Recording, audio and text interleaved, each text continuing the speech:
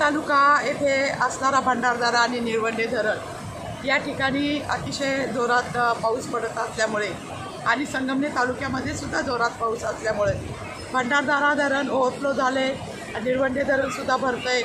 त्यामुळे साधारण 10,000 क्युसेसने त्या ठिकाणी पाटबंधारे खात्याने पाणी सोडलेलं आहे।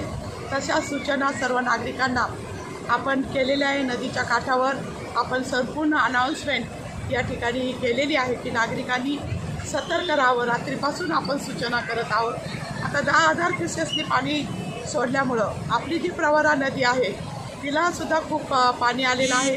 अळुंगीला हे सगळं पावसाचं पाणी आलेलं आहे। त्यामुळे संगमनेर शहर हा सगळा आता पुराणी आणि भरपूर पावसाने आणि सगळं पाणी या ठिकाणी झालेलं आहे।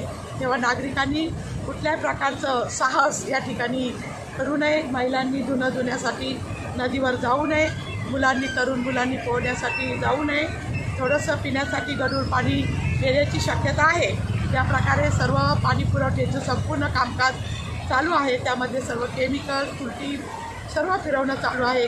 तरीसुद्धा नागरिकांनी पाणी उकळून प्यावं आणि सर्वांनी आपापली काळजी घ्यावी याची सूचना आपल्याला मी माजी नगराध्यक्ष दुर्गाताई तांबे एक शहरातील नागरिक म्हणून मी आपल्याला करत आहे। धन्यवाद।